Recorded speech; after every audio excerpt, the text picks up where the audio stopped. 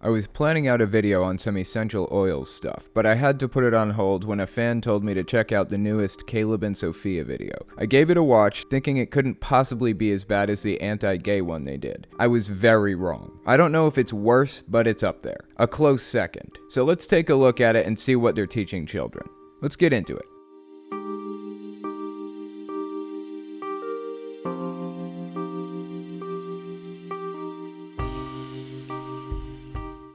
Jesus always made Jehovah happy. Satan didn't like this. He tried everything to get Jesus to do what was wrong. If you are a son of God, tell these stones to become loaves of bread. It is written, man must not live on bread alone.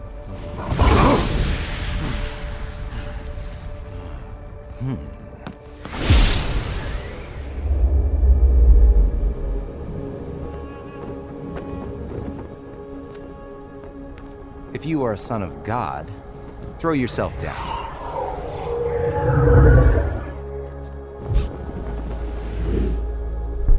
For the angels will carry you on their hands, so you may not strike your foot against a stone. Prove it to them. Again, it is written, you must not put Jehovah your God to the test.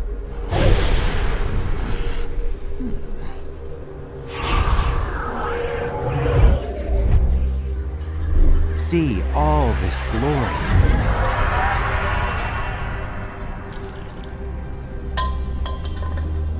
It is mine, and I give it to whomever I wish. And all these things I will give to you if you fall down and do an act of worship to me.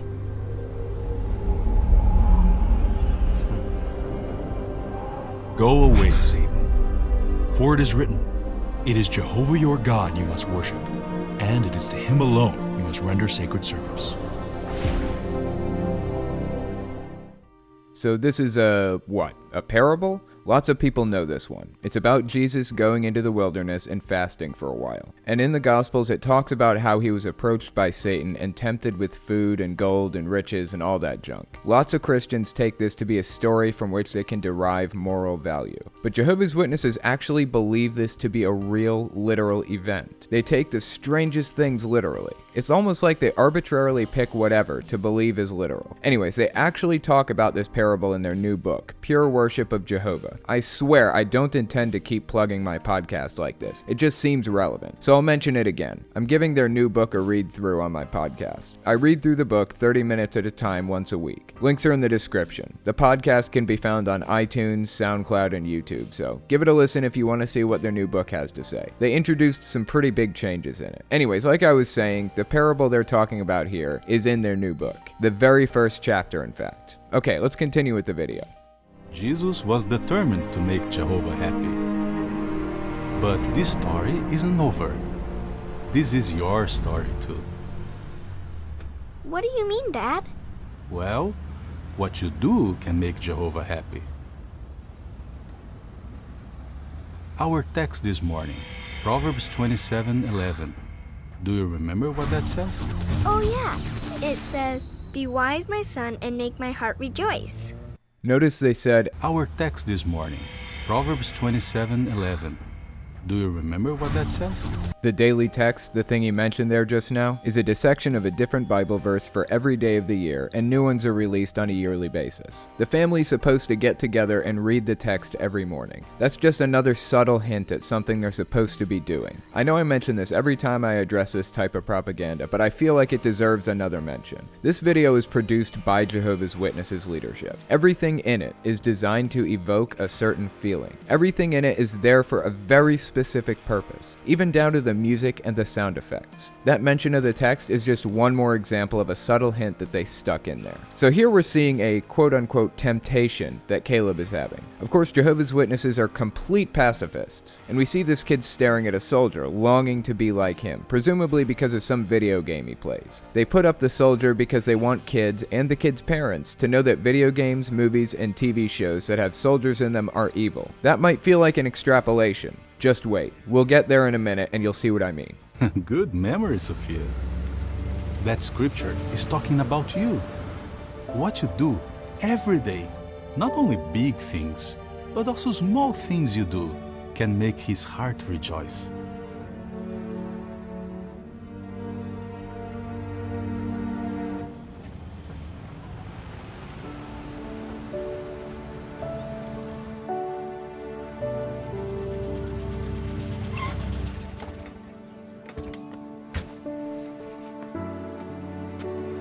Remember today's text, children.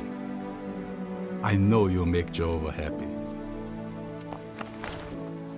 Let's pray.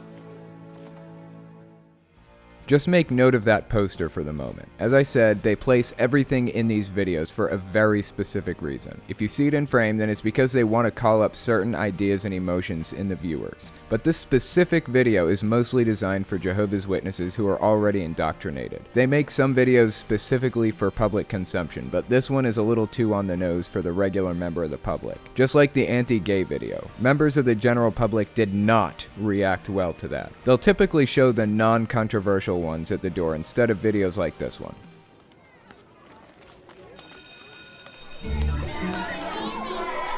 Okay, kids, it's a pop quiz today. Yes! Now, Sophia, if you ace this test, you'll be #1 in the whole class.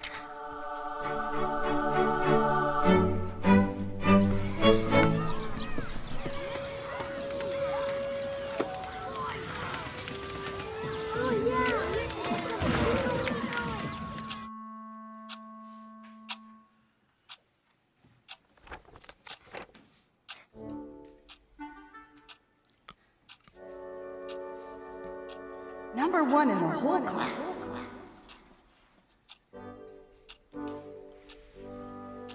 Hey, you got this one? Yeah, here. Hey, Sophia, you want the answer? That stinks, you lost. Hey, Caleb, you want to play? Come on, it's fun.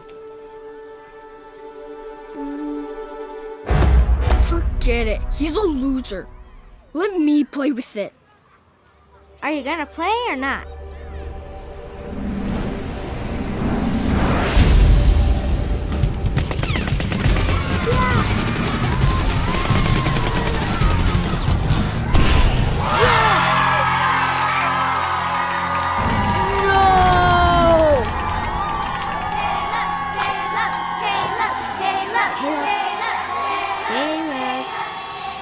Caleb, you gonna play?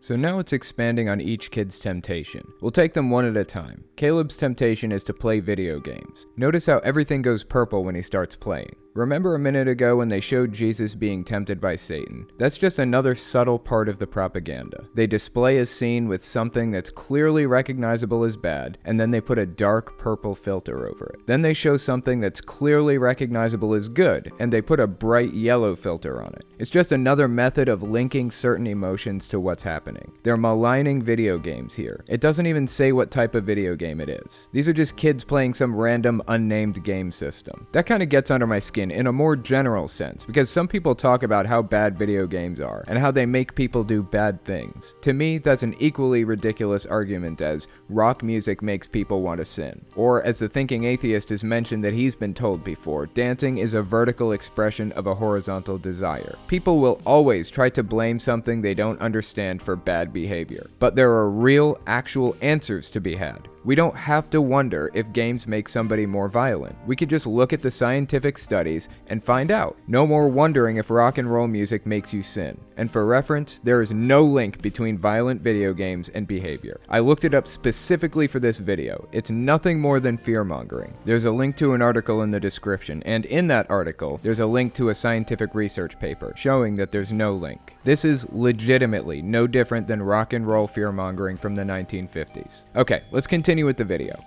Hey, Sophia, you want the answer?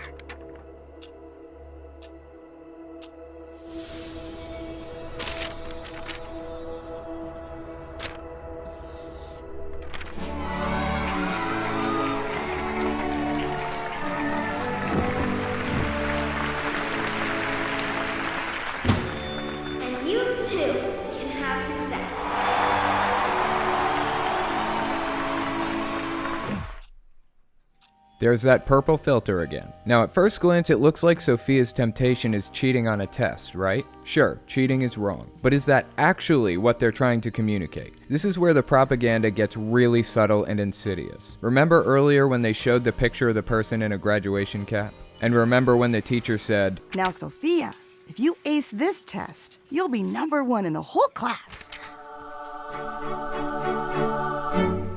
And notice how the purple filter isn't just over the part where she's tempted to cheat, but it's also over the part where she's giving a success speech.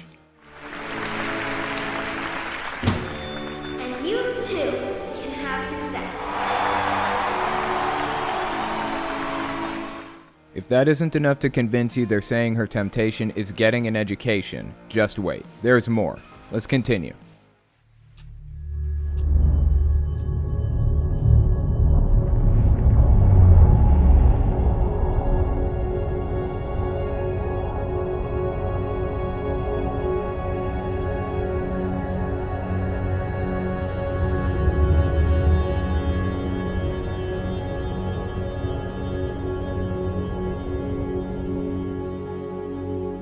That's okay.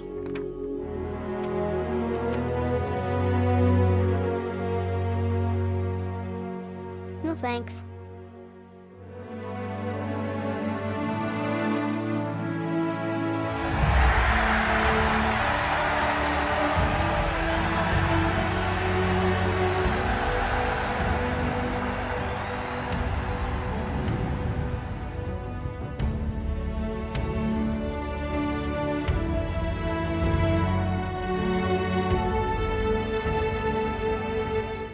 And there it is. Not only did she leave it blank, but there's an erase mark on the paper. She wrote an answer and then decided Jehovah wanted her to not succeed in school. This is the message they're trying to deliver, not just to parents, but to the children who watch this. Fail in school. You don't want success. You should just not answer questions rather than be the top student. This is a step past a simple, don't go to college, and it's crossed into actively telling kids to fail in school. What is wrong with these people? It's reasonably overt here. I mean, they did dance around it a little bit by adding in the cheating element, but it isn't always even this overt. It's all through their literature. In fact, let me just read an excerpt from their new book.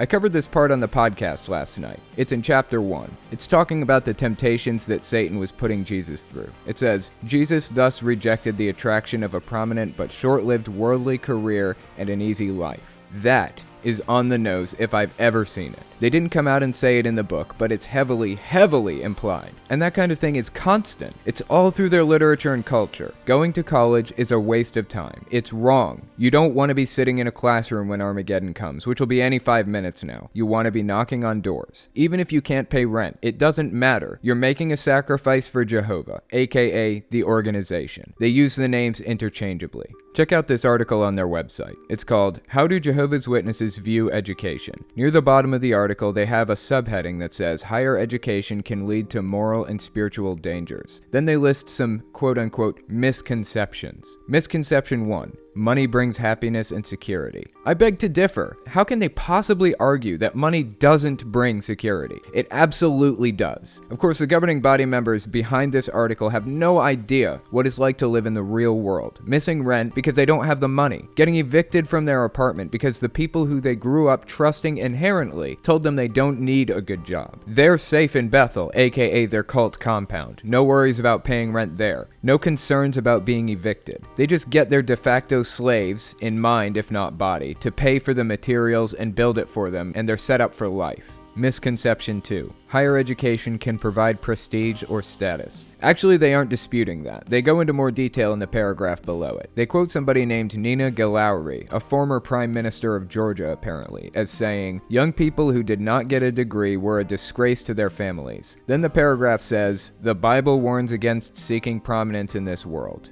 It sounds to me like this woman is saying the families in Georgia just encouraged kids to get an education and a good job so they didn't have to live below the poverty line their whole lives. I've lived poor before. I've made $12,000 a year. I've missed rent and been evicted before. I've wondered where my next meal was coming from. I've eaten nothing but toast and ramen noodles because I didn't have enough money for anything else. I've weighed 120 pounds before because I didn't have a goddamn penny to my name. Have they? Have the governing body members ever experienced that? They should be embarrassed by what they're doing to people.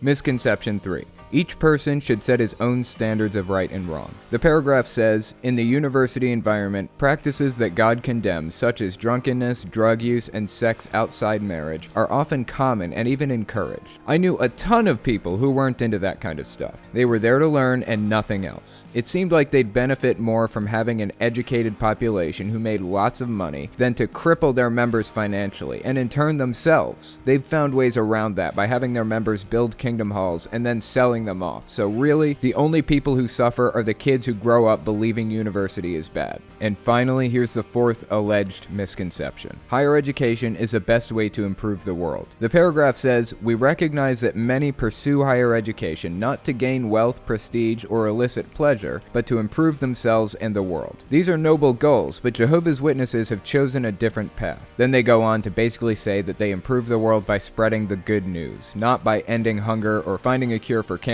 or something that's actually productive. They want people to grow up to be window cleaners so they can knock on doors full-time instead of succeeding in life. It's right there in black and white in their new book, on their website, and it's in full HD in this propaganda video for children, even going so far as to tell kids to intentionally fail tests.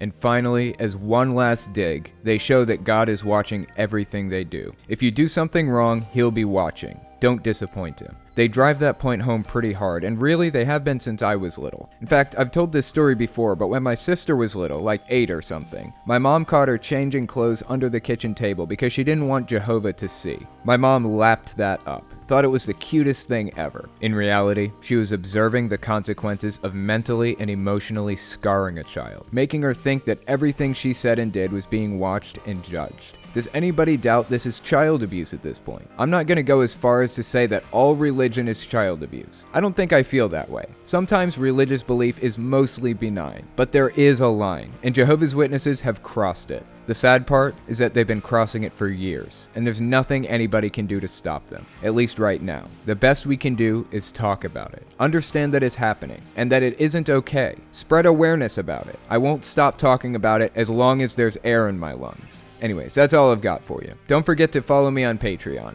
YouTube is a very volatile market. From one month to the next, it's impossible to tell if my channel is going to completely disappear or not. Patreon gives me that added level of stability that I can't possibly have with YouTube. Also, check me out on Discord and all social media. And if you're interested in listening to me read through the new Jehovah's Witness book called Pure Worship of Jehovah, follow my podcast on YouTube, SoundCloud, and iTunes. Soon to be other places. Also, check out my science channel, and don't forget the secret link of the day.